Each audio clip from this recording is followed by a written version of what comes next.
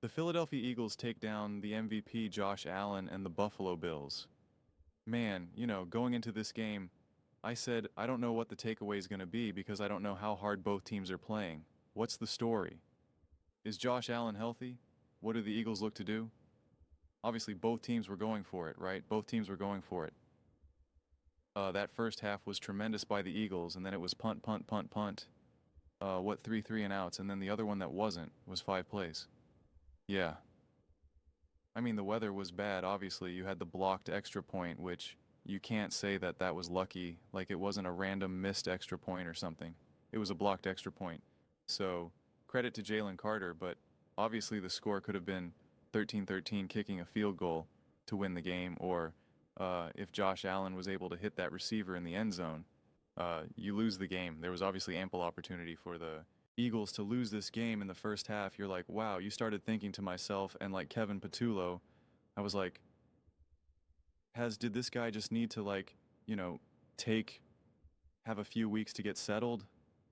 Like, wow, like this is some great play calling, loved what they were doing, et cetera, et cetera.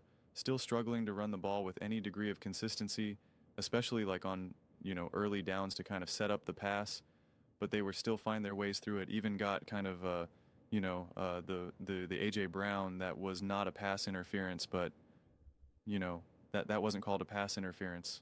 Then same thing with Devontae, where they said the ball was dropped even though it wasn't.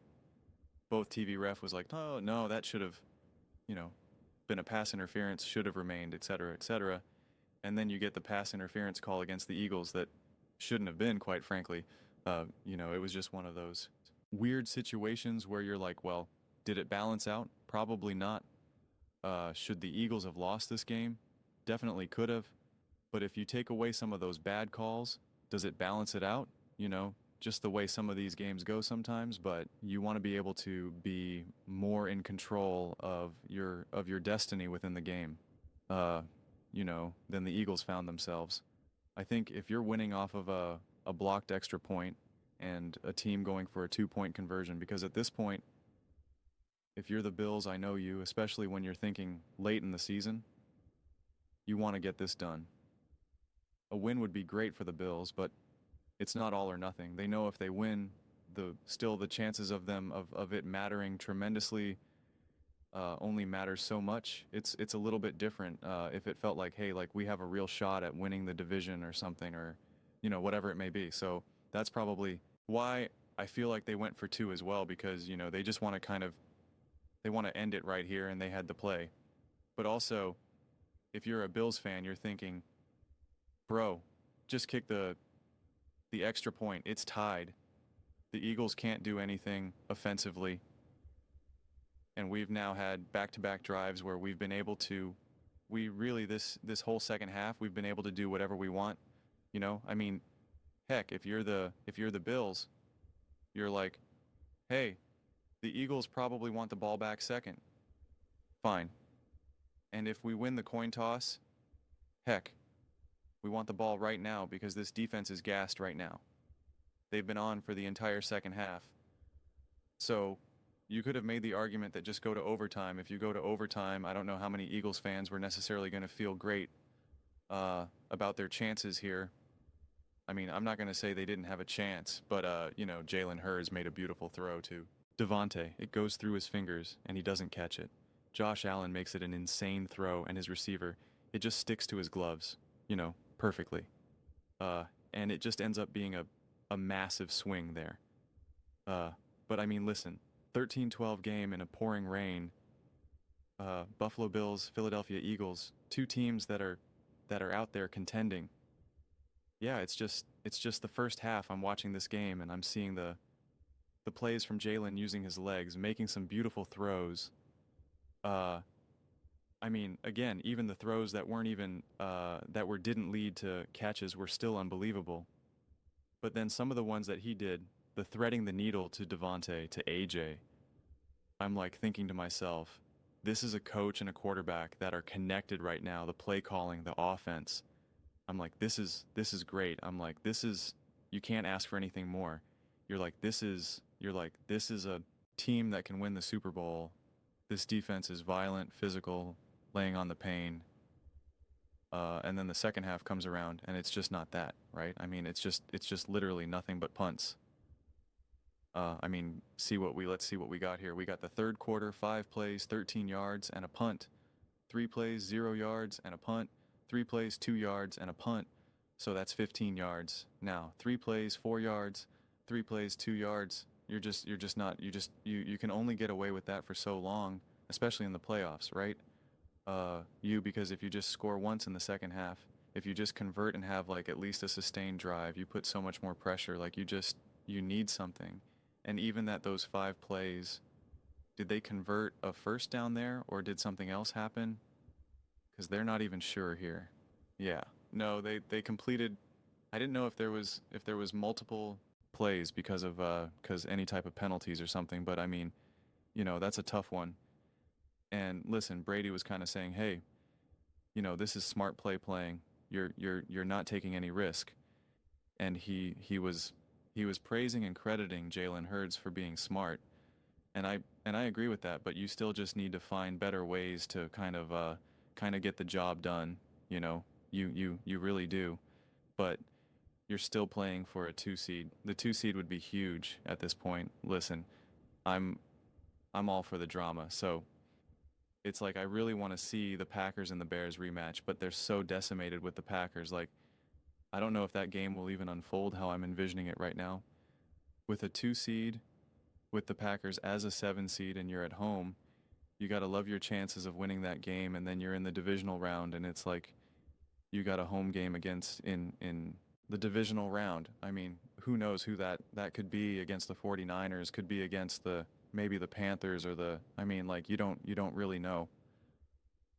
You're sitting at that 2 seed in a pretty good spot, and then depending on what happens to the 1 seed, like again, it could be a mirror, an exact mirror of what you had last year, where there's the 1 seed gets upset.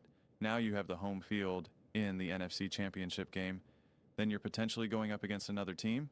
Not potentially. You will be going up against a team, unless it's the Steelers, which probably seems unlikely. A team that had never even been in the Super Bowl before, with a quarterback that had never been in the Super Bowl, and like 80% of your team has been there. It's a huge advantage.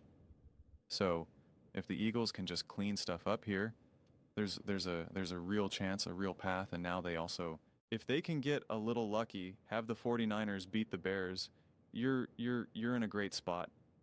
I think the Bears will have to lose both their games, and then they play the Lions in the final game of the season, and Eagles, of course, play the Commanders. But then you are in that weird situation where you're like, how hard do you play that final game of the season? There was a handful of scares here. Saquon Barkley Phillips, Cooper Dean looked like, I mean, I think he just got hit, where you don't want to get hit. But like, there was just a few moments when you're just like, oh, please be okay, please be okay, please be okay. The Bills had a bunch of scares as well.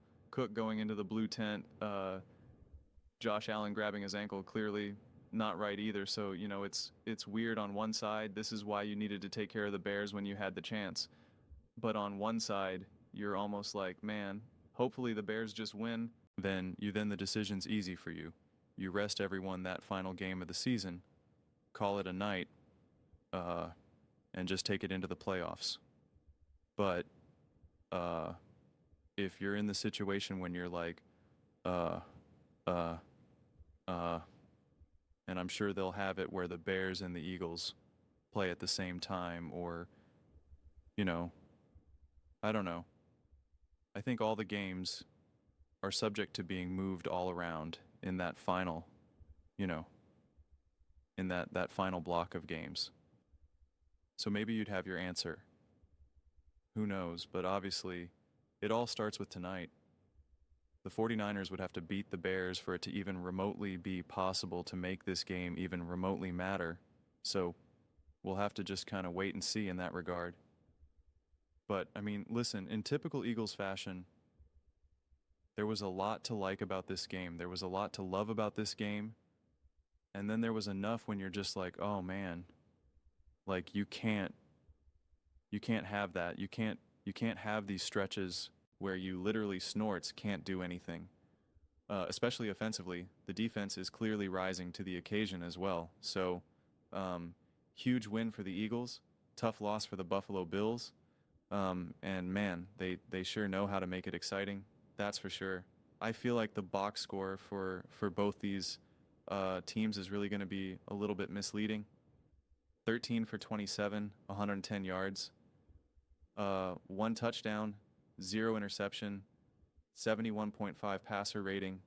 I guess that means Jalen played good.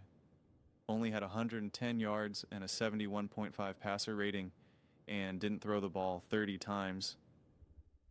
I know that means he's terrible. Again, in a game where it was everyone slipping and sliding, Tank Biesby again only touched the ball twice. Kind of crazy.